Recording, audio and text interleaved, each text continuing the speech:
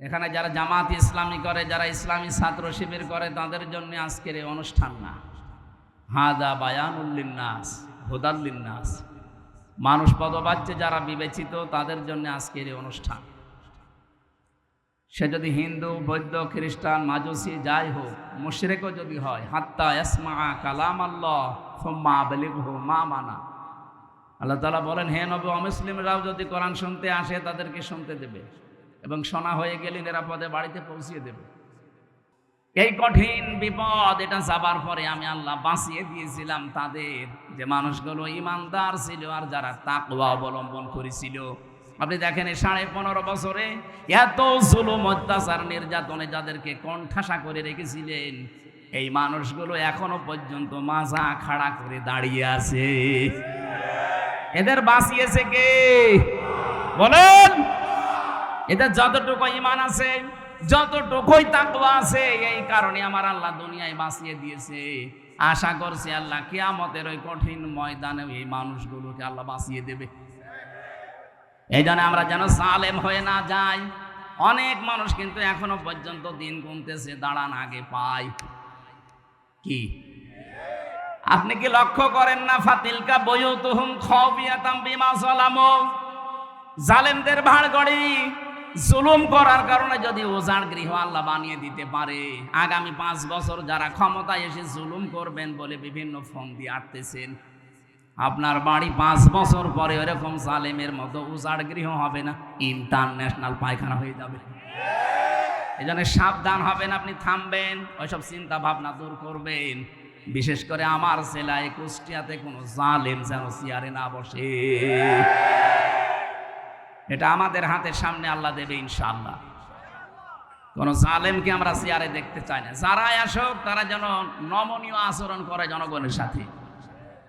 এই আয়াতের পরে আরো 8-9টা আয়াত আছে। এই তথ্যগুলো আমরা তো ওই বিষয়ে আলোচনা যাইনি। আমরা আজকে একটা গুরুত্বপূর্ণ বিষয় সামনে নিয়েছি, সূরা বাকারা। কোন সূরা বলেন? 6236টা আয়াত। এটা নির্ভরযোগ্য। 6666টা আয়াত, এটা প্রসিদ্ধ। এটা নির্ভরযোগ্য না, এটা প্রসিদ্ধ। আমাদের সারা পৃথিবীতে এটা চালু আছে যে কোরআনের আয়াত 6666টা, কিন্তু গণনা করে দেখবেন 6236টা হবে। আল্লাহ এতগুলো আয়াতের ভেতরে আমি একটা মাত্র আয়াত পড়েছি, তাও 3 ভাগের 1 ভাগ। আমার আয়াতের ভেতরে যতগুলো তথ্য আছে এই মাথার ভেতরে আল্লাহ দিয়েছে। আমি 1-1.5 ঘন্টা না, আমার যতদিন হায়াত আছে পুরা জীবন যদি এই শব্দটা নিয়ে আমি আলোচনা করি, তাও এত কথা এখান থেকে শেষ হবে না। আমি দেখি কতটুকু ডেলিভারি দিতে পারি। জবান খুলে কোরআনের আয়াত পড়ে না গিয়া, আউযু বিল্লাহি মিনাশ শাইতানির রাজিম, বিসমিল্লাহির রহমানির রহিম, ইয়া আইয়ুহাল্লাযীনা আমানু দুখুলু ফিস-সিলমি কাফা। খুব খেয়াল করে শুনবেন, কিছু পয়েন্ট আছে অনেক সূক্ষ্ম। জ্ঞান যদি একেবারেই না থাকে আপনার মাথার ভেতরে, তাহলে বোঝা কঠিন হয়ে যাবে। এই জন্য জ্ঞানী যারা আছেন, আলেম, বাংলা শিক্ষিত, খুব খেয়াল করে মিলাবেন জীবনের সাথে। আশা করি আজকের আলোচনাটায় জান্নাতে যাওয়ার জন্য পাতি হয়ে দাঁড়াবে ইনশাআল্লাহ। আল্লাহ ডাক দিলেন এখানে শুধুমাত্র ইমানদারকে, কোনো বেঈমানকে আল্লাহ আজকের আয়াতে ডাক দেননি। এই জন্য কোনো বেঈমান যদি থাকেন চলে যান, ওই যে চলে যান, তাড়াতাড়ি যান। এই না, বেঈমানের জন্য আজকের আয়াত না, ওরা তাড়াতাড়ি বের করে দেবে। যান, যেটা উঠবে মনে করবেন ওটা বেঈমান না। শুধু প্রসাব, পায়খানা আর বিড়ি খাওয়া বাদ দিয়ে কেউ যেতে পারবে না। বিড়ি যদি নেশা লাগে খুব বেশি, খেয়ে আবার চলে আসবে। আবার বাইরে কিন্তু পুলিশ আছে, পুলিশের সামনে পড়লে আবার জরিমানা নেবে। চুরি করে খেয়ে আবার চলে আসবে। আসবেন তো? বলছে ইনশাল্লাহ। এটা হার্ট নষ্ট হয়ে যায়, কলিজা নষ্ট হয়ে যায়। যারা বিড়ি খান আশা করছি এটা ছেড়ে দেবেন। উপকার কোনটা আছে বিড়ির ভেতরে বলেন যে এইটা উপকার আছে, পৃথিবীতে একটাই খাবার যার গায়ে লেখা থাকে যে এটা খেলেই ক্ষতি হয়। কথা বলেন না কেন? ওখানে লেখা আছে খাইলেই মরবে, মানে ক্যান্সার হবে, ক্যান্সারের কোনো অ্যান্সার নেই, মানে খাইলেই মরবে। যেন আমরা যেন এই কাজ আর না করি বলে অন্য জিনিস খান। বিড়ি বাদ দিয়ে আমার মনে হয় সিগারেট খাওয়া না, ও দুইটাই ওটা একটু উন্নত, এটা একটু নর্মাল। আমি তো আকিস গ্রুপে ছিলাম, আমি দেখেছি ওদের ওই রংপুরে কারখানা আছে, কুড়িগ্রামে আছে, যশোরে আছে, কিভাবে বানায় আমি দেখেছি। ছাগলে পর্যন্ত মুখ দেয় না, যেটা ছাগল খায় না সেটাই পাগলরা খায়। আশা করছে পাগলামি আর করা যাবে না। আমি আকিসের মালিককে বলেছিলাম, স্যার এক কাজ করেন, বিড়ির ছাতা বাদ দিয়ে অন্য কিছু বানান। হুজুর আমি ছেড়ে দেব। উনি অলরেডি ওটা বাদ দিয়ে আমেরিকা টোবাকোর কাছে, ওই কুষ্টিয়া তো মনে হয় বানায়, ভাদালিয়ার পাশে, এটা অলরেডি ওনার তো একটা দুইটা না, 3টা মা 15টা ভাই বোন, এতগুলো আবার এক জায়গায় হওয়া লাগবে তো, এই জন্য একক সিদ্ধান্তে ওনারা পারে না। চেষ্টা চালাচ্ছে ওগুলো সব বাদ দিয়ে খাবার তৈরি করার জন্য, মানুষের যেন উপকার হয়। আল্লাহ তাদেরকে যেন তৌফিক দেন, অন্তত আকিস বিড়ি, আজিজ বিড়ি এগুলো যেন আস্তে আস্তে দূর হয়ে যায় দেশ থেকে। হারামের ভেতরে কোনো বরকত নেই। প্রশ্ন আসতে পারে, তাহলে ওদের বরকত হচ্ছে কি করে? আরে ভাই, বরকত কি ওইটার নাম? বরকত কি আমরা আয়াতের 5 নাম্বার পয়েন্টে আছে, বলবো ইনশাআল্লাহ। তাহলে ইমানদারকে আল্লাহ ডাক দিয়েছেন। আমার প্রশ্ন যে আমার ভেতরে ইমান আছে, আমি এটাকে কিভাবে টের পাবো?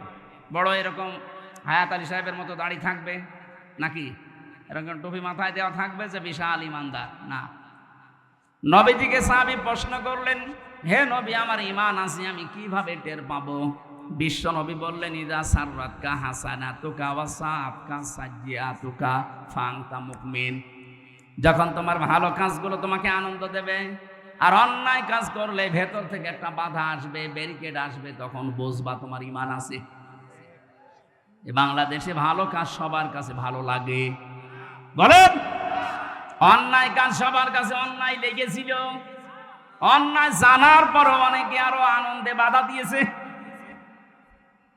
কুষ্টিয়ার আশপাশে প্রায় 12-13টা জেলায় আমাকে ঢুকতেই দেয়নি, অথচ এই জেলার মানুষ আমি।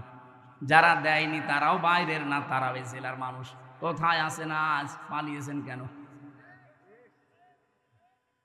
আমাকে জোর জবরদস্তি করে না রেখেছিলেন, আপনাকে তো জোর করে আমরা পালাতে বলিনি। কোথায় গিয়েছেন? কোন ভালো মানুষ দুনিয়া থেকে পালায় না, পালায় শুধু অপরাধীরা। বোঝা যাচ্ছে আপনি অপরাধী। এই যে ভালো কাজগুলো আপনি বন্ধ করে দিয়েছিলেন এই দেশে, কোরআনে কারিমের কথা বলা এটা যে ভালো কাজ, ও পাগলও জানে। এই কথা বলেন না কেন? কয়েকদিন আগে যশোরের সরকারি কলেজের এক অধ্যাপক, বিসিএস ক্যাডার লোকটা, ওনারা আমি 3 মাস সময় দিয়েছিলাম যে স্যার আপনি আমাদের ধর্মীয় গ্রন্থ, আপনি তো হিন্দু মানুষ, কোরআনে কারিমটা পুরা আমাকে পড়ে জানাবেন। আপনাকে আমি ইসলাম গ্রহণ করতে বলছি না, কিন্তু আমার ধর্মীয় গ্রন্থ পড়বেন। উনি তাফসির কিনে পড়েছিলেন পুরাটা। 3 মাস পরে দেখলাম মুসলমান হয়ে গেছে। আমরা তো কোরআনের কারণে মানুষদেরকে দ্বীনের পথ দেখাতাম, আর আপনারা এই ভালো ভালো কাজগুলো যেদিন হবে সেই দিন পুলিশ দিয়ে বন্ধ করে দিতেন। আমার নিজের এই যে পাশে পাঠিকা বাড়ি, আমার ইউনিয়ন, আমার উঠতে দেয়নি স্টেজে। কেন? আমি কি আপনার মেয়ের দিকে তাকিয়েছিলাম? আর আপনার যে মেয়ে, ওকে তাকানোর মতো বলেন? ওই মেয়ের দিকে তাকানো যায়? কোন নজরে আমি তাকাবো?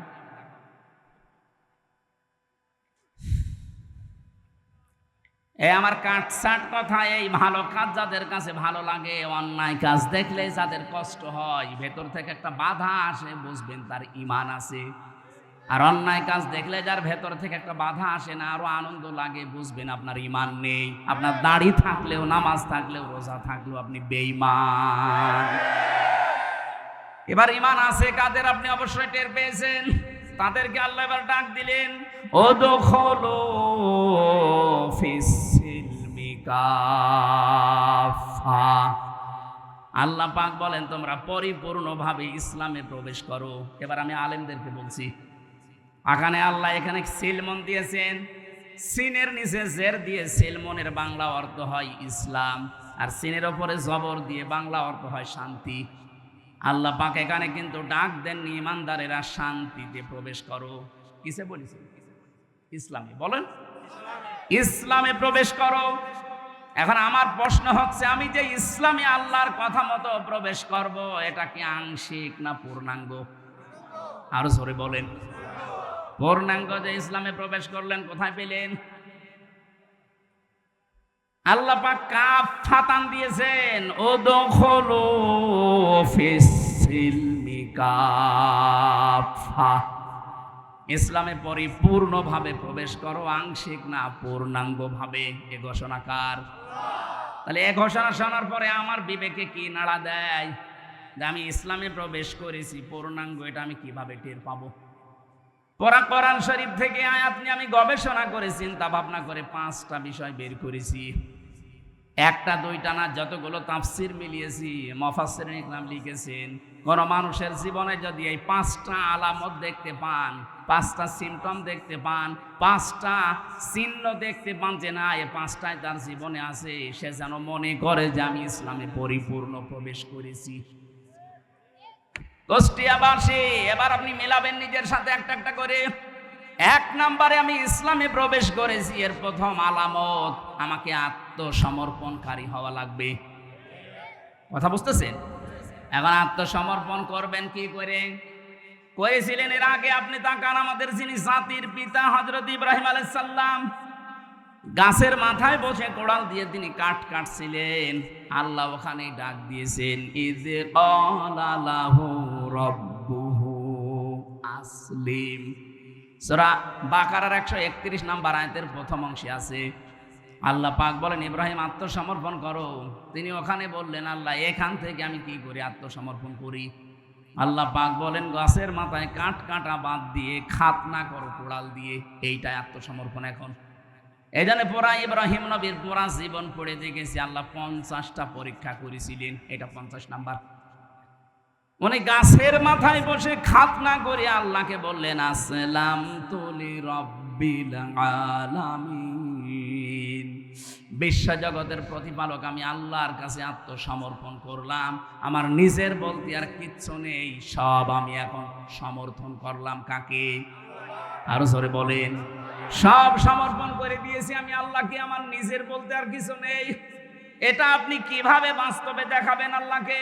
উনি তো 50টার একটা দেখালেন যে খাতনা করলেন। বিজ্ঞান এখন এই শব্দটা নিয়ে গবেষণা চালিয়েছে।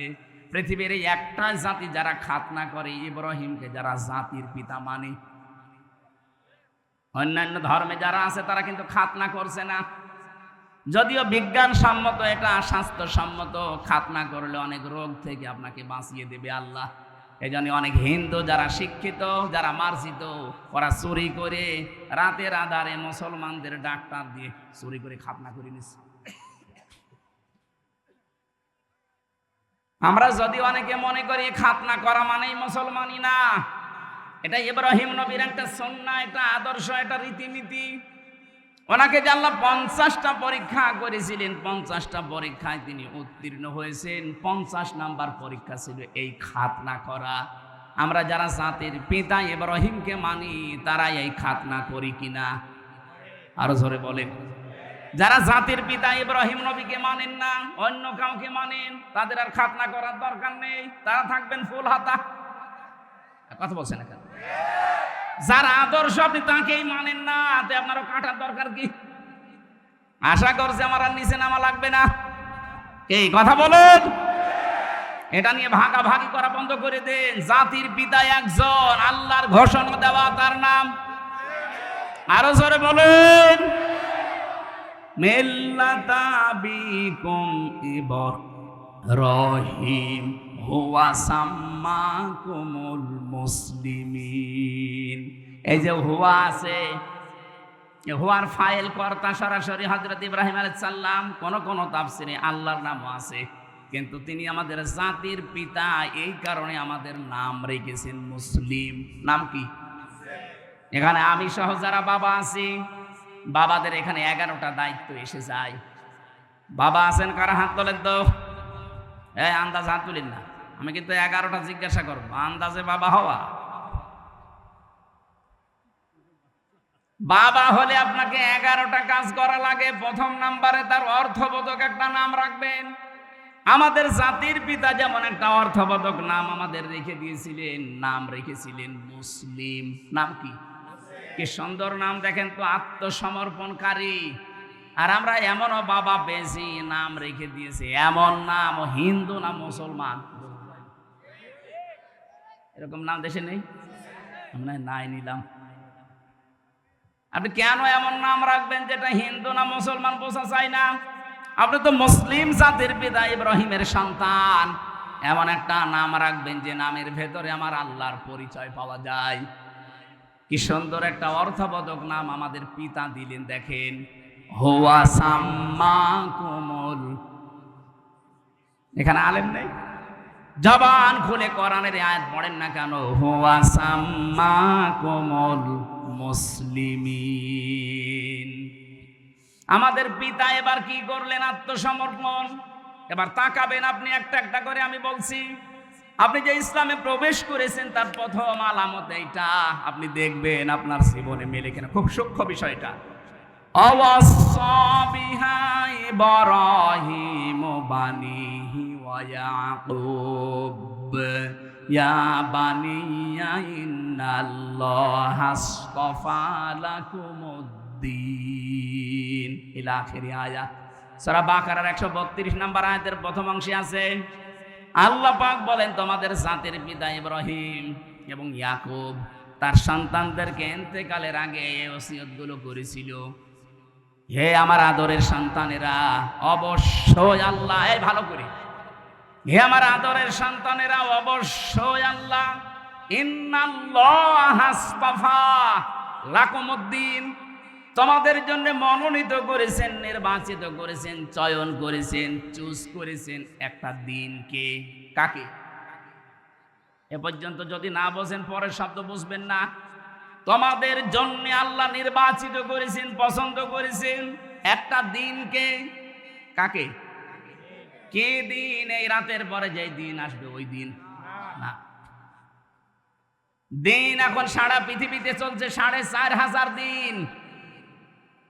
দিন মানে যদি ধর্ম মনে করেন, 4,500 ধর্মের লোক এই দুনিয়ায় এখন আছে। 257টা রাষ্ট্রের ভেতরে চলছে এটা। 257টা রাষ্ট্র আছে। আমি ছোটখাটো যতগুলো রাষ্ট্রে ঘুরলাম, বাংলাদেশের চার রাষ্ট্রগুলো, কোনটা 8 ডবল, কোনটা 14 ডবল, কোনটা 29 ডবল। বাংলাদেশের চাইতে মালয়েশিয়া গিয়েছিলাম 8 ডবল বড়। এর চাইতে সৌদি আরব 14 ডবল বড়। এর চাইতে পাশের রাষ্ট্র ইন্ডিয়া 29 ডবল বড়। আমেরিকায় কিছুদিন পরে আমার ভিসা লাগিয়েছি, আমি যাচ্ছি ওখানে, বাংলাদেশের চাইতে 59 ডবল বড় ওই দেশটা। আমেরিকার কাছে বাংলাদেশ একটা গ্রাম না, গ্রামও না। সারা পৃথিবীতে 800 কোটির উপরে মানুষ আছে, 4,500 ধর্মের দিনের মানুষ আছে। আল্লাহ পাক বলেন দিন হিসাবে আমি তোমাদের জন্য যেটা পছন্দ করলাম, ইন্নাদ-দীনা ইনদাল্লাহিল ইসলাম, তোমাদের জন্য আমি আল্লাহর কাছে একমাত্র মনোনীত ধর্মের নাম। কত সূক্ষ্ম বিষয় দেখেছেন। জাতির পিতা ইব্রাহিম এবং ইয়াকুব তাদের সন্তানদেরকে বলেছে তোমাদের জন্য একটা দিন আল্লাহ নির্বাচিত করেছেন। সেই দিনের পরিচয় সূরা আলে ইমরানের 19 নম্বর আয়াতে দিচ্ছেন আল্লাহ। সেই দিনের নাম, এই জবান খোলেন না কেন? আল্লাহ রাব্বুল আলামিন ইসলাম বলে শেষ করে দেননি। সূরা আলে ইমরানের 95 এর 85 নম্বর আয়াতের ব্যাখ্যাটা আরো বিস্তারিত দিয়েছেন। ওমাই আবতাগি গায়রাল ইসলামি দীনান ফালাই ইউকবালা মিন ওয়া হুয়া ফিল আখিরাতি মিনাল খাসিরিন। তামাম দুনিয়ায় কেউ যদি ইসলাম বাদ দিয়ে অন্য কোন নিয়ম নীতি দিন দিয়ে আমি আল্লাহকে রাজি করতে চাই, ফালাই ইউকবালা মিন, ইউকবালার আগে লান আছে, এর আগে ফা আছে। এর বাংলা অর্থ দাঁড়িয়েছে কোশ্চিন কালেও হবে না। আল্লাহ পাক বলেন তোর জীবনের কোনো ইবাদত বন্দেগী আমি আল্লাহর কাছে কবুল হবে না যদি ওটা ইসলাম বাদ দিয়ে অন্য কিছু নিয়ম নীতিতে হয়। আপনি কি সৌভাগ্যের অধিকারী কি খেয়াল করেন? ৪,৫০০ ধর্ম দিয়ে আজ যারা তাদের সে দেবতা বলেন, ভগবান বলেন, যিশু বলেন, যত রকমের যার ইবাদত করে মানুষ যেতে চাচ্ছে, কিন্তু সবাই এক জায়গায়। কেউ উপরওয়ালা বলে, কেউ গড বলে, কেউ ভগবান বলে, কেউ দেবতা বলে, আমরা আল্লাহ বলি। সবাই যেতে চাচ্ছে ওনার কাছে। আল্লাহ পাক বলেন ৪,৫০০ ধর্মের একটা দিয়েও হবে না, আমার কাছে পৌঁছাতে হলে ইসলাম লাগবে। এই আয়াত দিয়ে এক কথায় নির্দ্বিধায় দলিল দেওয়া যায় ৪,৫০০ ধর্মের যারা আছেন আপনাদের সব কর্ম মাঠে মারা যাচ্ছে।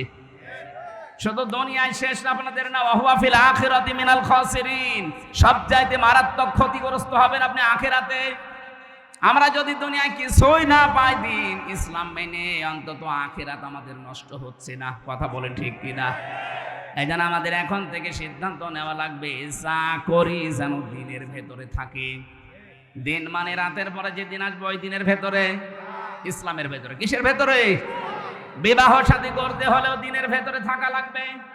আজ বাংলাদেশে বহু বিয়ে শুরু হয়, বহু বিবাহ শুরু হয় হারাম কাজ দিয়ে। এদেশে অনেক মানুষ মনে করে ৪ বিয়ে করা ফরজ, সুন্নাত, নফল, ওয়াজিব। না, কিচ্ছু না। এটা সিস্টেম আছে। কোরআনে কারিমে সূরা নিসার ৩ থেকে ৫ নম্বরে আয়াতগুলো যে নাজিল হয়েছে, আপনি একটু ঐতিহাসিক প্রেক্ষাপটগুলো খেয়াল করেন। আল্লাহ কেন নাজিল করলেন আয়াতগুলো বিবাহের ক্ষেত্রে? কোন নারীর রূপ সৌন্দর্যের মধ্যতা পেয়ে আপনি ভসালে শুধু একটার পর একটা বিয়ে করে যাবেন না। ইসলাম এই জন্য আপনাকে ৪ বিয়ের অনুমতি দেয়নি। বিয়ে করতে পারেন একটাই, এরপরে যদি বিবাহ করতে চান অসহায় সমাজের অসহায় নারী, বিধবা নারী এবং স্বামী পরিত্যক্তা নারী, তালাক প্রাপ্তা এবং স্বামী মারা গেছে বিধবা, অথবা অসহায় নারী, এতিম মা বাবা নেই, এরকম অসহায় মানুষকে বিয়ে করে তাদেরকে সামাজিক মর্যাদা দেওয়ার জন্য আপনি বিয়ে করতে পারেন। ১, ২, ৩, ৪। অধিকাংশ মানুষ এটাকে নিয়ে ৪ বিয়ে করা ফরজ, অথচ ইনসাফ করতে পারে না, খালি বিয়ে করিয়েই যাচ্ছে। আপনি কি আকিজের ছেলে নাকি? আকিজের ছেলে ৪ বিয়ে করেছে, বলছে আমিও করব। আরে ভাই করবেন, ঠিক আছে, তার মতো টাকা আছে আপনার? তার খুলনায় এক বউ থাকে, যশোরে এক বউ থাকে, রংপুরে এক বউ থাকে, ঢাকা ভার্সিটি স্যার আর এক বউ। তার যে টাকা ও নিজেও জানে না তার কত টাকা আছে, আর আপনি নিজে হিসাব করেও পারেন আপনার টাকা আছে কিনা। আপনি আন্দাজে খালি বিয়ে করবেন। তাহলে বিয়ে শুরুই হচ্ছে আমাদের আন্দাজে। এমনকি অধিকাংশ বিয়েতে আজ যে ঝামেলাটা তৈরি হচ্ছে, এখানে যেহেতু বাবা আছে, আমার বাবাও আছে, উনিও ভুল করেছে। বিয়েটা করার সময় ইসলামের নিয়ম হচ্ছে অলিমা করা। এই কথা বলে না কেন? অলিমা করলে এটা যে ছেলের বাড়ি হয় না মেয়ের বাড়ি হয়? বলেন বলেন, এইটা ইসলাম।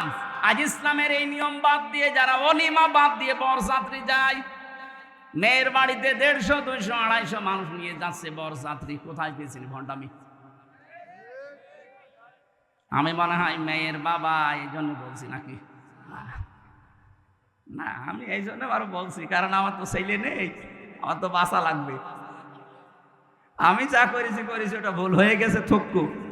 সামনে যেন আর কেউ এটা না করেন। ছেলে বিবাহ দিতে হলে অলিমা করা লাগবে ছেলের বাড়িতে, না মেয়ের বাড়িতে। এই নিয়ম পালন করা যাবে না। যারা বাবা আছেন হাত তোলেন তো। না না, আপনি আন্দাজে হাত তুলেন না, সামনে কিন্তু বরযাত্রী মার যাবে।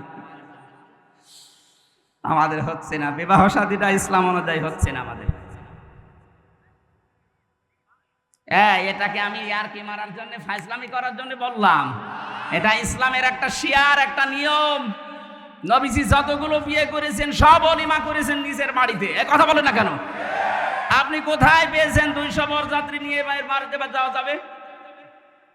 ১৮ বছর, ২০ বছর, ২৫ বছর একটা মেয়েকে এত কষ্ট করে লালন পালন করে আপনার হাতে দিচ্ছে, এই তো অনেক কিছু। ১৮ বছর, ২০ বছর যে শ্রম দিলে ওই মেয়ের মা বাবা, ওই মেয়ের কাছ থেকে মা বাবার কোনো লাভ নেই। যত লাভ সব আপনার পরিবারে। আপনার সন্তান সে পেটে নেয়, আপনার খেদমত করে, আপনার বাড়িতে রান্না বাড়া করে, কথা বলেন না কেন? সব করছে আপনার, এরপরও আবার তার বাবার বাড়ি 200 মানুষ খাওয়াবে, এত জুলুম না? এই জুলুম যেন কুষ্টিয়া থেকেই বন্ধ হওয়া শুরু হয়। এই মিডিয়া এটা হাইলাইট করবা, এটা আমার নিজের ছেলে না। আগামী থেকে জেলায় বিয়ে হলে কোনো বরযাত্রী চলবে না, অলিমা করা লাগবে। বরযাত্রী যারা আসতে যাবে এটা ছোট লোক, ইতর বলেন। বরযাত্রী বন্ধ করবেন কারা কারা? হাত তোলেন তো। এই আন্দাজ হাত তুলবেন না, এটা কিন্তু রেকর্ড হচ্ছে, এই দেখেন কত ক্যামেরা। তোলেন তোলেন তোলেন, এই তোলেন। কেউ বরযাত্রী যাব না ইনশাল্লাহ, সব অলিমার দাওয়াতে যাব, ঠিক আছে? বলছেন না, কি গো এ জেলায় মানুষ তো খুব ঝামেলা। আমার আফসোস এই জেলায় আমার জন্ম নেওয়ার জন্য, কারণ এই জেলায় এমন একটা কাজ চলে পৃথিবীর কোন জায়গায় নেই যে পুলিশ পাহারা দিয়ে গাঁজা খাওয়ায়, এই জেলায় আছে। সারা পৃথিবীর এই একটা জায়গা যেখানে পুলিশ পাহারা দিয়ে গাঁজা খাওয়াচ্ছে, আরো বলছে বাবা খা। আর একটা জায়গা আছে বগুড়া মহাস্থানগড়, ওখানে এরকম না, পুলিশ দেখলে তারা একটু দৌড় মোড় দেয়, আর এখানে পুলিশ দেখলাম পাহারা দিয়ে খাওয়াচ্ছে, যা খাবি খা। সারা বাংলাদেশে গাঁজা কোড়ালে চাই কয় মন হবে, তার চাইতে বেশি মন গাঁজা পাওয়া যাবে লালনের মাঝারে। কোন কারণে এখানে যান বলেন তো? এখানে গেলে মানুষ শিরিক করে, বেদাত করে, ঈমান হারায়, এক কথা বলেন না কেন? এতগুলো মাজার বাংলাদেশে ভাঙা হইলো, কই এইটার গায়ে হাত দিলেন না কেন? এইটা ভেঙে ফেলার দরকার ছিল। বলে না, লালন আল্লাহর ওলি। কিসের ওলি? ও কোন ধর্মের লোক নিজেও জানে না। আর ওর ওখানে যে শিরিক হচ্ছে, কবরে মানুষ সেজদা দিচ্ছে, এই প্রকাশ্য গোনাগুলো যদি বন্ধ করতে পারতাম, এই জেলার উপরে আল্লাহর রহমত আরো বেশি নাজিল হতো। ঠিক বললেন, বুঝে শুনে বুঝেছি না? আমি এবার বলছি, সূরা আলে ইমরানের 93 নম্বর আয়াতটা পড়বেন বাড়ি যেয়ে। অমাং দাখালাহু কানা আমিনা। আমি সবাইকে বলছি, এটা খুব দরকার। অমাং দাখালাহু কানা আমিনা। কেউ যদি এই কাবার এলাকায় প্রবেশ করে, আমি আল্লাহ তাকে নিরাপত্তা দিয়ে দেই। এই ভালো করে বোঝেন, এটা কাবার এলাকায় প্রবেশ করলে নিরাপত্তা দেয় কে? আরো জোরে। বাংলাদেশ কি কাবা শরীফ? এটা কাবা থেকে 6000 কিলোমিটার দূরে। কাবার এলাকায় কেউ প্রবেশ করলে যদি বাবার খুনিও হয়, তারপরও তাকে কিছু বলে না, দেখে বলে ঠিক আছে যান, ছেড়ে দিলাম। কাবার এলাকার বাইরে চলেন, আপনাকে আমি দেখছি। কি নিরাপত্তা দিয়ে আল্লাহ ঢেকে রেখেছেন কাবার চত্বরটা। আমরা চাই বাংলার এই 56,000 মাইলও যেন, বর্গ মাইল যেন কাবার চত্বরের মতো নিরাপত্তা দিয়ে ঢেকে যায়। এটা ঢেকে দিতে হলে কি করা লাগবে? সূরা আনআম 7 নাম্বার পারা 17 নাম্বার পৃষ্ঠার 1ম নাম্বার লাইনের 82 নাম্বার আয়াতে আল্লাহ তথ্য দিয়েছে, আল্লাযীনা আমানু ওয়া লাম ইয়ালবিসু ঈমানাহুম বিযুলমিন উলাইকা লাহুমুল আমনু ওয়া হুম মুহতাদুন। আল্লাহ পাক বলেন, যারা ঈমান আনবে আর ঈমানের সাথে জুলুমকে মিশ্রণ করবে না। এখানে জুলুম মানে শিরিক। যাদের ঈমানের সাথে তারা শিরিককে মিশ্রণ করবে না, উলাইকা লাহুমুল আমনু। এই যে এই আঙ্গুল, আল্লাহ যেন তার কুদরতের আঙ্গুল এভাবে কুষ্টিয়াবাসীকে দেখিয়ে বলছে, এই সাউদিয়ার মানুষগুলো শোনো, উলাইকা লাহুমুল আমনু, এই মানুষগুলোই নিরাপত্তার হকদার। তাহলে বাংলাদেশে যদি আমরা এই 56,000 বর্গ মাইল নিরাপত্তা দিয়ে ঢেকে রাখতে চাই, শিরিক মুক্ত ঈমান আমাদের তৈরি করা লাগবে। অথচ শিরিক তৈরি হচ্ছে আমাদের জেলা থেকে। আশা করছি এটা বন্ধ করা আমাদের ঈমানের দায়িত্ব। কথা বলেন ঠিক কিনা? এটা শুধু বন্ধ করবে তারা যারা টুপি মাথায় দেয়। হ্যাঁ, হযরত ইব্রাহিম নবী যখন ইসমাইলকে জবাই করার জন্য ছুরি হাতে নিয়ে উদ্যত হলেন, আল্লাহ তখন ডাক দিয়েছিলেন, ফালাম্মা আসলামা ওয়া তাল্লাহু লিল জাবিন। এই আলেম না এখানে, ফালাম্মা আসলামা দিয়ে বচন দিয়েছেন, আল্লাহ পাক বলেন দুইজনেই যখন রাজি এগ্রি হয়ে গেছে আল্লাহর বিধান পালন করার জন্য, তখন বিধানটা পালন করা সহজ হয়েছে। ইব্রাহিম নবী যদি বলতেন আমি জবাই দেব, ইসমাইল যদি বলতেন না আমি হব না, জীবনও আল্লাহর বিধান পালন হইতো। ইসমাইল যদি বলতেন ঠিক আছে আমি জবাই হব, ইব্রাহিম যদি বলতেন না 83 বছর বয়সে ধরে পেয়েছি জবাই করব না, আল্লাহর বিধান কায়েম হইতো? দুইজনেই রাজি, এই জন্য আসলামা দিবসন দিয়েছেন আল্লাহ। আজ বাংলাদেশে যারা টুপি মাথায় দেয় এরা, আর যারা টুপি মাথায় দেয় না তারাও তো মুসলমান। সবাই যদি আমরা ইব্রাহিম আর ইসমাইলের মতো ভূমিকায় আসতে পারি, যারা দায়িত্বে আছেন 1628টা মানুষের দায়িত্বে আছে বাংলাদেশের, এরা ইব্রাহিমের ভূমিকায় আসা লাগবে। 18 কোটি জনগণ আমরা ইসমাইলের ভূমিকায় যাওয়া লাগবে। এই দেশে অবশ্যই আল্লাহর বিধান কায়েম করা সহজ হয়ে যাবে।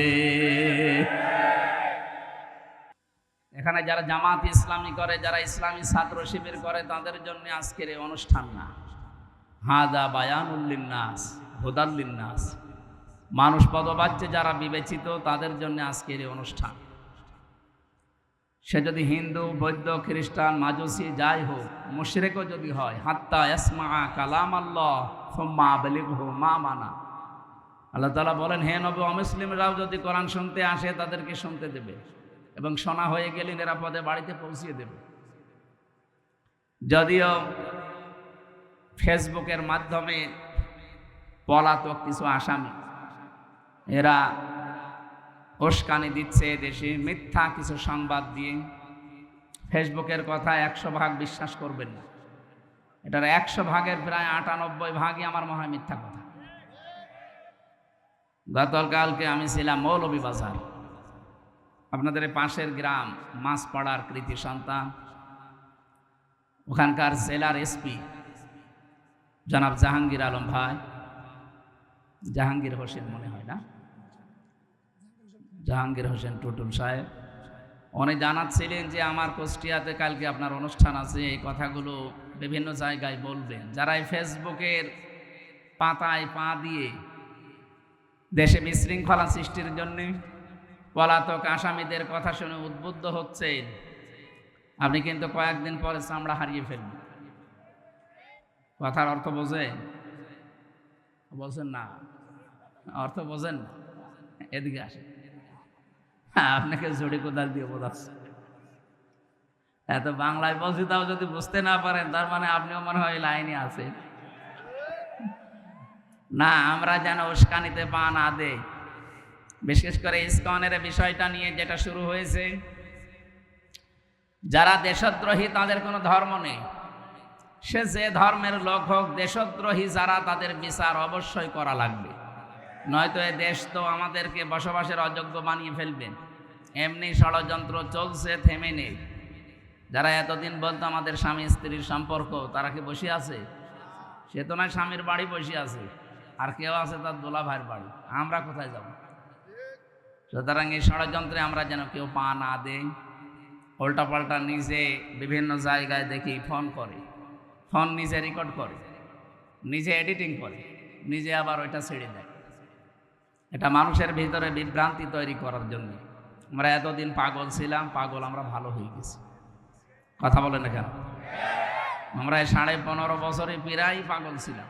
যে একটা গল্প শুনেছিলাম যে হাজ্জাজ বিন ইউসুফ, এই লোকটা এত জালেম ছিল, মন্ত্রী পরিষদ যে বলছে বাদশাহ আপনার জন্য তো বাইরে যাওয়া যায় না, মানুষ শুধু জালেম বলে গালি দেয়। জালেম বলে? আমার দেশে বাস করে আমারে গালি দেয় কে গো? ছদ্মবেশ নিয়ে বাইরে গেছি, রাস্তায় একটা গ্রাম্য লোকের সাথে দেখা, ওকে জিজ্ঞাসা করছে, ওই হাজ্জাজ বিন ইউসুফ লোকটা কেমন? ওই ও তো জালেম। যে বলেছে জালেম, ওর মেজাজ খারাপ হয়ে গেছে। বলে বেটা তুই আমারে চিনিস না? আমি সে হাজ্জাজ বিন ইউসুফ। ও চিন্তা করছে আমার তো মাথা থাকবে না। বলছে বাদশাহ নামদার আপনি আমার চেনেন? বলে না তো, আমি এই গ্রামের ওই লোক যার মাসে 2 দিন মাথা খারাপ হয়, আজকে তার পয়লা দিন। ও তুই পাগল? কারে ধরলাম? পাগল বলে ওই দিন বেশি গিয়েছি, তাছাড়া বাঁচার কথা ছিল। আমরা ওই 15.5 বছর পাগল বলে বেশি আছি। কথা বোঝেন? যদি ভালো মানুষ হয়ে বলতাম যে জালেম, আমি রিমান্ডে যখন ছিলাম আমারে বলছে আপনি ফেসবুকে একদিন বলেছিলেন পৃথিবীর কোনো এক দেশের বাদশাহ জালেম। হ্যাঁ আছে। আপনি কাকে বলেছেন? বলেছি দুনিয়ায় 257টা রাষ্ট্র আছে, যে কোনো একটা দেশের বাদশাহ জালেম। না, আপনি হাসিনাকে বলেছেন। আরে ভাই আমি কি নাম লিখেছি? আচ্ছা না, জালেম কে আমরা জানি। আরে চিন্তা করে, ওরা বলছে জালেম কে আমরা জানি। কি অবস্থায় ছিলাম আমরা।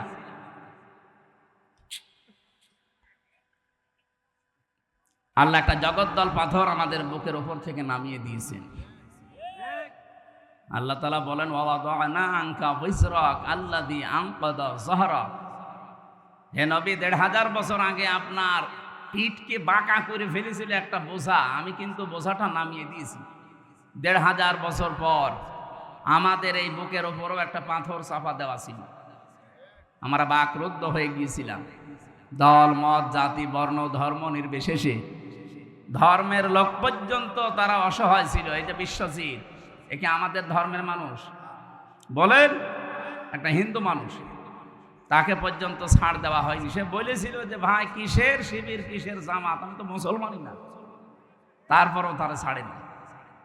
ওকে যে কব দিয়েছিল সে আমার সাথে ছেলে ছিল এই 3 বছর, শাওন নাম, খুলনায় বাড়ি। বলছে এত করে আমারে বলছিল যে ভাই আমি মুসলমান না, আমি আপনাদের মতো হাফ হাতাও না, আমি ফুল হাতা। তারপরও আমি ছাড়ি নাই। মানে কথা বুঝতেছে? আমরা কি ফুল হাতা, আমরা কি হাফ হাতা। যাকে মেরে ফেলা হয়েছিল বিশ্বজিৎ, ওই জন্য বলেছিল আমি কিসের জামাত ইসলাম কিসের শিবির, ভাই আমি ওসব কিচ্ছু জানি না, আমি একটা হিন্দু মানুষ, আমি আপনাদের মতো হাফ হাতাও না, আমি ফুল হাতা অবস্থায় আছি। এরপরও আপনি আমারে ছাড়েন না, কোপের পরে কোপ দিয়ে যান, মনে হচ্ছে যে গাছের উপরে কোপ দিচ্ছে। এই জগদ্দল পাথরকে আল্লাহ নিজে সরিয়ে দিয়েছে। কে সরিয়েছে? কেন এই কথা বললাম বলেন তো?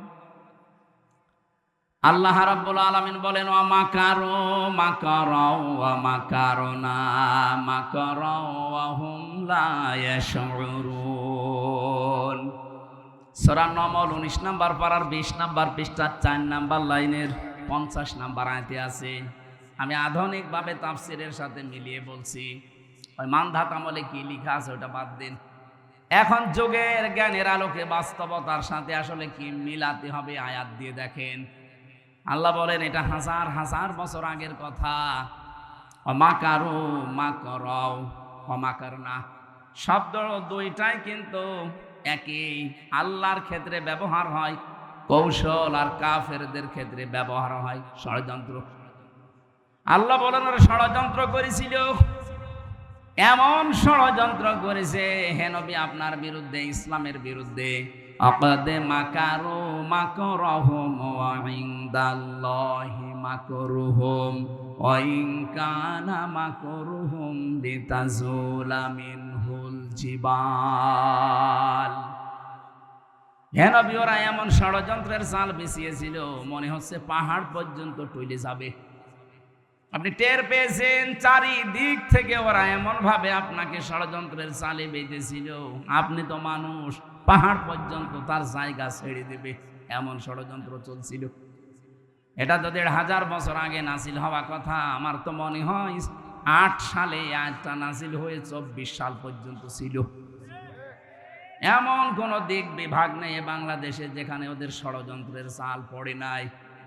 কথা বলে না কেন? শিক্ষা বিভাগ বলেন, বিচার বিভাগ বলেন, এই দুইটা বিভাগ সবচাইতে বেশি ধ্বংস করে ফেলেছে। অথচ সারা পৃথিবীতে মিথ্যা ছড়িয়ে বেড়াতো যে আমরা ন্যায় বিচার কায়েম করছি। এত বড় ডাহা মিথ্যা কথা বলতে পারলেন?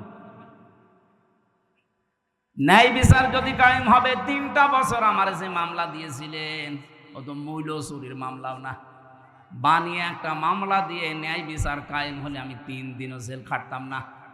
অথচ 3 বছর আমার বিনা কারণে জেলে থাকা লেগেছে। এই কথা বলছে না? শুধু জেলে থাকাই শেষ না, আমার বাবার কাছ থেকে আপনারা কত টাকা নিয়েছেন বলেন? আমার মামলার আইব এখন কথা বলে, মাঝে মাঝে বলে হুজুর মাফ করে দেন। মাফ করতে পারে, আগে টাকা ফেরত দেন। আগে টাকা ফেরত দেবেন, এরপর মাফ চান। টাকা দেবেন না, খালি মাফ করে দেন। মাফ অত সহজ? এই 15 বছরে যাদের কারণে এই দেশের মানুষ ব্যবসা করতে পারে না, এই যে লোকটা, এর ব্যবসা বাণিজ্য পর্যন্ত আপনি বন্ধ করে দিয়েছেন। যাদের কারণে দেশের মানুষ নিরাপদে চলতে পারে না, আতঙ্কে থাকতো, মিথ্যা মামলা দিয়ে মিথ্যা সাক্ষী দিয়ে জীবনটা নষ্ট করে দিয়েছেন। এখানে অনেক মানুষ বসে আছে, বাস্তব বলছে, আপনি জিজ্ঞাসা করে দেখেন। স্টেজে যারা আছে আমার মনে হয় এমন কেউ নেই যে জেল খাটে নাই। শুধু জেল না, জেলে যাওয়ার পর আবার মিথ্যা সাক্ষী দিয়ে বছরের পর বছর রেখে দিয়েছে। খুন, বোম এবং আয়না ঘরের সাথে যারা জড়িত, যারা ভোট চোর, এই শব্দটা নাকি নতুন শুনছেন? 2008 থেকে শুরু করে 24 পর্যন্ত যতগুলো নির্বাচন বাংলাদেশে হয়েছে, আর এই নির্বাচনের মাধ্যমে যারা নির্বাচিত হয়ে দাবি করেন যে আমি সাবেক এমপি, এদের এমপি বলাও জায়েজ নেই। কিসের এমপি আপনি? আপনি তো ভোট চোর। আপনি ভোট হওয়ার আগেই 154 জন ঘোষণা দিয়ে দিয়েছেন। দিনের ভোট আপনি রাতে করে ফেলেছেন। কিসের সাবেক এমপি? এমপিদের জন্য, মন্ত্রীদের জন্য ভিআইপি যারা, তাদের জেলখানায় কিছু সুযোগ সুবিধা আছে। এরা যেহেতু এই 3-4 বারে একটা এমপিও না, কিসের এমপি? জনগণ তো ভোট দিয়ে আপনাকে এমপি বানায়নি, সুতরাং আপনি নিজে নিজে দাবি করে এমনি এমপি। কিভাবে এমনি বলেন? 1500 বছর আগে সূরা কলমের তাফসিরে পড়েছি, নবীজি যখন দিন প্রচার করতেন, বিশ্ব নবীকে ওরা প্রথম নাম্বারে পাগল বলেছিল। কি বলেছিল? আল্লাহ বলেন, ওমা সাহিবুকুম বিমাজনুন, হে পৃথিবীর মানুষেরা, আমার নবীকে পাগল বলবা না। কি দেখলে পাগলামির তার ভেতরে? পাগল বলার আমি যতগুলো কারণ তাফসিরে পেয়েছি, ফি জিলালিল কোরআনে 1 নম্বরে 1500 বছর আগে নবীকে ওরা পাগল বলতো, কোনো কারণ নেই, এমনি। কি কারণে? এমনি। এমনি কেন বলতো? কারণ মিডিয়াগুলো তাদের হাতে ছিল, ক্ষমতা ছিল, পাওয়ার ছিল, এসিআর ছিল তাদের। এই জন্য মনে যা আসতো তাই বলতো, আর ওইটাই প্রচার হতো। এইটা আমার নামে যে মামলা দিয়েছিল, কি আনসার আল ইসলাম নাকি যেন, ছাতা জীবনে নামই শুনিনি, এই নামে মামলা দিয়ে আমারে আটক করে 3টা বছর আপনি রেখে দিলেন। কি কারণে বলেন তো? আপনারা শুনছেন? কি কারণে? এমনি। বলেন, এমনি। এখন যদি আমি মুরব্বী করে যুবক মানুষ, এই ভাইরে যদি বলি রাজাকার, কেন বললেন? এমনি। এইটাই চলছিল এই 15.5 বছরে, এইটাই চলছিল। কথা বলেন। 1500 বছর আগে নবীজিকে ওরা পাগল বলার প্রথম 3টা কারণ, তার 1 নম্বরে কারণ এমনি। কারণ কি? আরো জোরে বলেন। ওরা যে এমপি হয়েছিল, উপজেলা চেয়ারম্যান হয়েছিল, মন্ত্রী হয়েছিল, মেয়র হয়েছিল,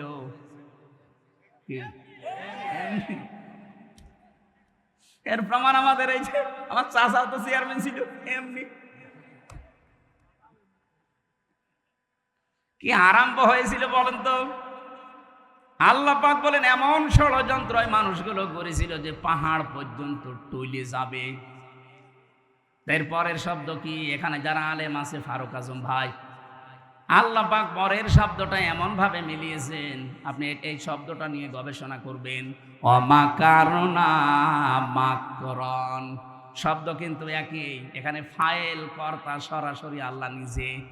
আল্লাহ বলেন, ওরা করেছে ষড়যন্ত্র, আর আমি করেছি কৌশল। কৌশল করেন কে?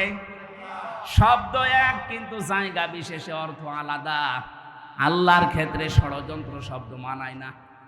কথা বলেন না কেন? যেন ইসলামের পক্ষে যারা দেশে কাজ করবে ওইটা জিহাদ, ওই কাজটা ইসলামের বিপক্ষে করলে ওইটা সন্ত্রাস।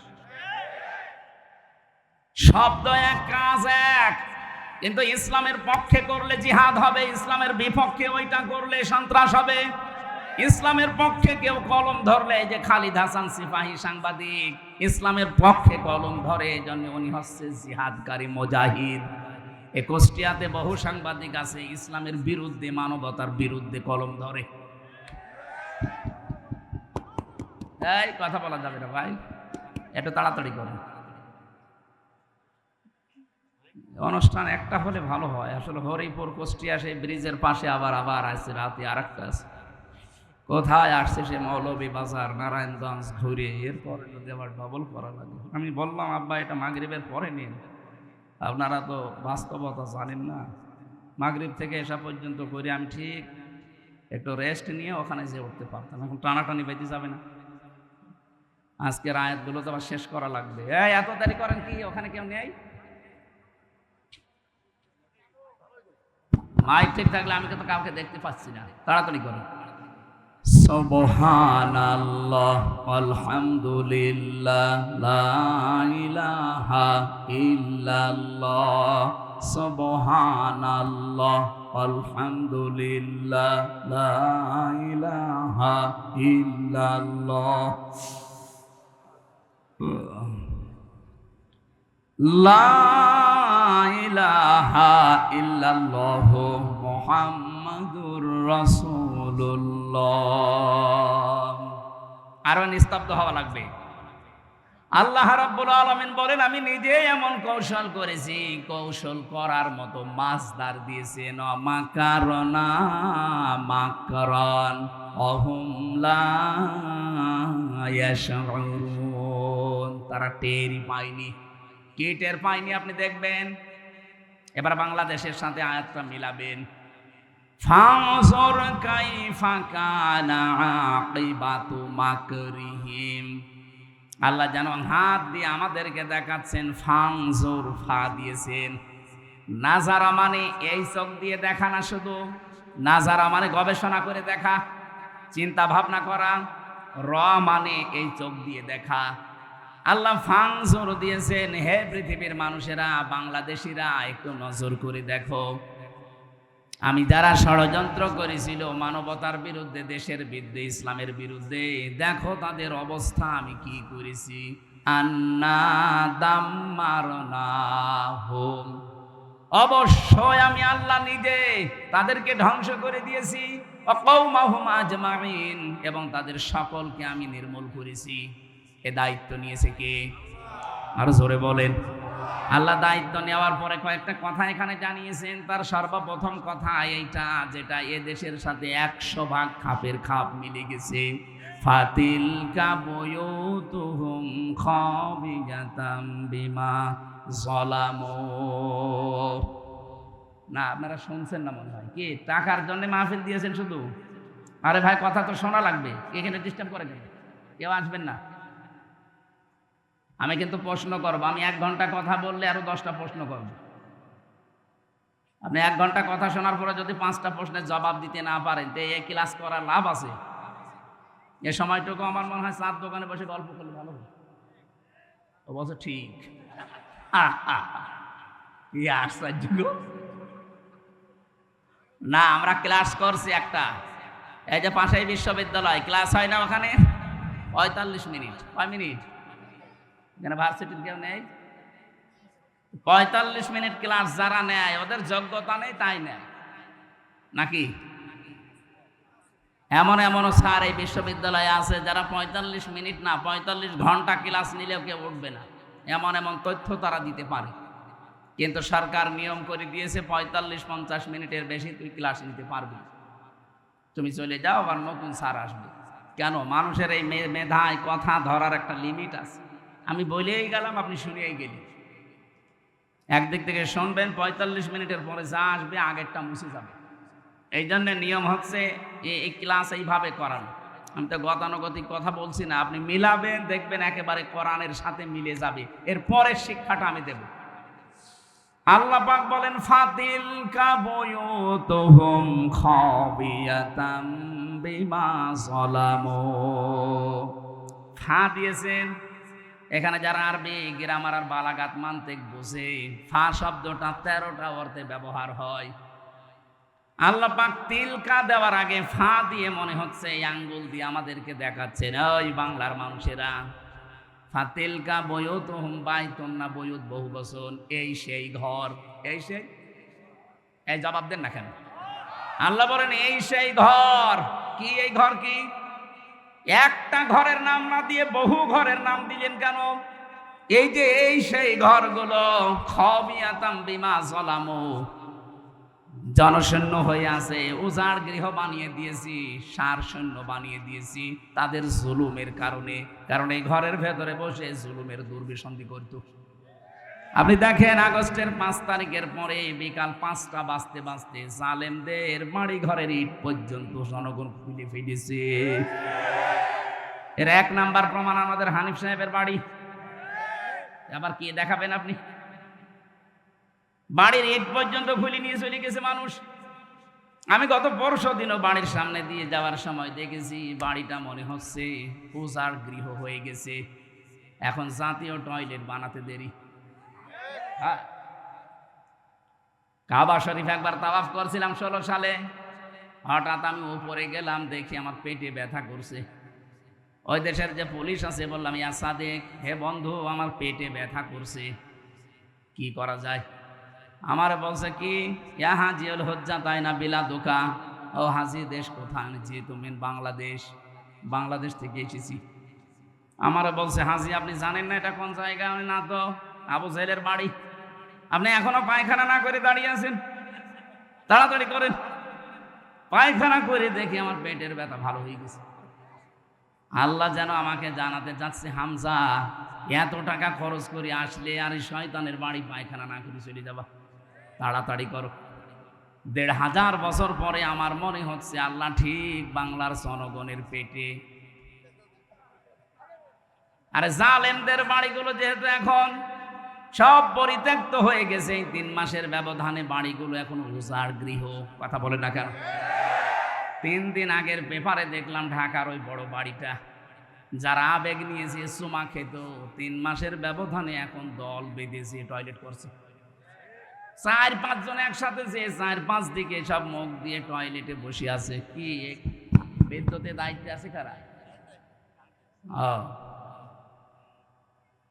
পেপারে দেখার পরে আমার ওই 16 সালের হজের এটা মিলিয়ে বাংলাদেশের এখন বিভিন্ন জালেমদের বাড়িঘর আর শিক্ষা প্রতিষ্ঠান, ওদের যে অফিস, এগুলো মিলিয়ে দেখতে পাচ্ছি আল্লাহ যেন আমাদের পেটে ব্যথা দিচ্ছে আর এই জালেমদের বাড়ি ঘরগুলো ভরার জন্যে। এবার আসেন তো, এখান থেকে কি পেলেন? এদিকে তাকান, কি পেলেন এখান থেকে? খালি শুনিয়েই যাবেন, আমি বলে যাব না। এখান থেকে এবার শিক্ষাগুলো বের করি। আল্লাহ পাক বলেন, খাবিয়াতাম বিমা যালামু, তাদের এই জুলুম করার কারণে বাড়ি ঘরগুলো আজ জনশূন্য হয়ে আছে, উজাড় গৃহ হয়ে গেছে, সার শূন্য। এখন ভূত বাস করে না। 3 মাসের ব্যবধানে যদি আল্লাহ এরকম করে দিতে পারে, আগামীতে যারা চেয়ারে বসবেন তারাও যদি জুলুম করেন, তাদের বাড়ি ঘর আল্লাহ উজাড় গৃহ বানিয়ে দেবে। 1 নাম্বার গেল।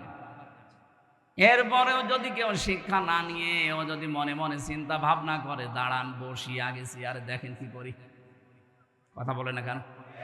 এই যে দাঁড়ান বসি দেখেন কি করে, এই চিন্তা ভাবনা করে জালেমরা, যাদের আল্লাহ হেদায়েত থেকে চিরবঞ্চিত করে দিয়েছে। কারণ যারা জুলুমের সর্বশেষ সীমানায় পৌঁছে যায়, তাদের হেদায়েতের রাস্তা আল্লাহ বন্ধ করে দেয়। ইন্নামা নুমলি লাহুম লিয়াজদাদু ইসমা ওয়া লাহুম আযাবুম মুহিন। রব্বুল আলামিন বলেন, হে পৃথিবীর মানুষেরা, যখন তোমাদের পাপের বোঝা পরিপূর্ণ হয়ে যায়, তখন আমি আর ছাড় দেই না। হয়তো ছেড়ে দিয়েছিলাম, কিন্তু আর ছাড় দেই না। যন্ত্রণাদায়ক অপমানজনক শাস্তি তোমাদের জন্য রেডি করে রাখি। এই আয়াতটা যে কত বাস্তব তার প্রমাণ বাংলাদেশের এই বিচারপতি কালামানিক। সুপ্রিম কোর্টের একজন বিচারপতি, তার আল্লাহ কলার পাতায় শুইয়েছে, তার বিসি পর্যন্ত উড়ে গেছে, আর সংসার করার কাজ শেষ। কথা বলছে না, আর কি দেখাবে আল্লাহ মহিন? আর কি দেখাবে? এত বড় অপমানজনক শাস্তি আল্লাহ দিয়েছে। আমার মনে হয় যদি এখন জেল থেকে বের হয়ে এই সাউদিয়ার রাস্তায় হেঁটে যায়, পিটিয়ে মেরে ফেলবে। আর আমার মনে মনে ধারণা হচ্ছিল 2024 সালের 5 আগস্টে 1:30টার সময় উনি যে হেলিকপ্টারে করে চলে যাচ্ছিলেন, যদি আল্লাহ না করুক পড়ে যেতেন, জনগণের সামনে পড়লে পিটিয়ে মেরে ফেলতো। কথা বলেন না কেন? কি ক্ষোভ তৈরি হয়েছিল মানুষের উপরে বলেন। এই আয়াতের শেষের শব্দ এটা, ইন্না ফি যালিকা লাআয়াতাল লিকাউমিন ইয়ালামুন। এখানে লাম তাকিদ আছে, ইন্না ফি যালিকা লাআয়াতাল লিকাউমিন ইয়ালামুন। এর ভেতরে শিক্ষা আছে ওই জাতির জন্য যারা জ্ঞানী। শুধু শিক্ষা না, লাআয়াতান, অবশ্যই শিক্ষা। কে বলছেন? বলেন বলেন। আমরা এই দেশকে কাবার চত্বরের মতো নিরাপত্তা দিতে চাই। কথা বলেন না কেন? তাহলে আমি যে শব্দটা নিয়েছিলাম দিন হিসাবে, যারা ইসলাম বাদ দিয়ে বিয়ে করছেন, বিয়ে হচ্ছে না, আজকে থেকে বরযাত্রী বন্ধ, অলিমা শুরু ইনশাআল্লাহ। এই জেলা থেকে শুরু হবে। মেয়েরা যারা এসেছেন, সম্মানিতা মা বোনেরা, আপনি যদি আত্মসমর্পণ করে ইসলামে প্রবেশ করতে চান, 4টা কাজ আপনার জীবনে থাকা লাগবে। ইদা নাজারা ইলাইহা সাররাতুহু, স্বামী যখন বাইরে থেকে এসে আপনার দিকে তাকাবে, স্বামীকে আপনি আনন্দ দেবেন। কিন্তু অধিকাংশ মেয়েরা এটা আজ করে না, এই জন্য অনেক স্বামী বাইরে লাইন করে। দেখছেন? বলছে ঠিক, তার মানে এলাকায় চলছে।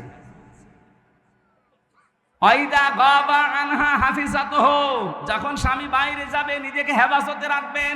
নিজের ইজ্জত, আবরু, সম্ভ্রম, স্বামীর সন্তান, স্বামীর সম্পদ, এগুলো হেফাজত করে রাখবেন। এটা আত্মসমর্পণকারী নারী এর গুণাগুণ।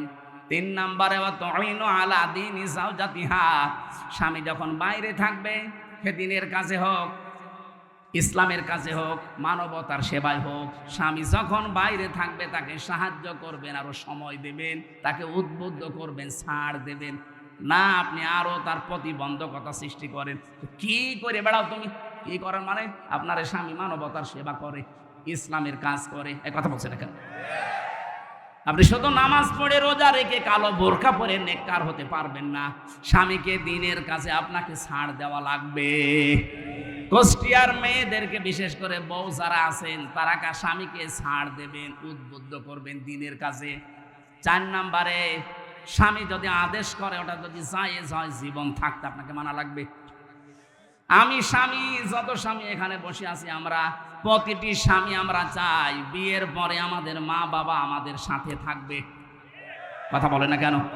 এটা আমরা পছন্দ করি কিনা? 100 ভাগের 80 ভাগ মহিলা এটা চাই না।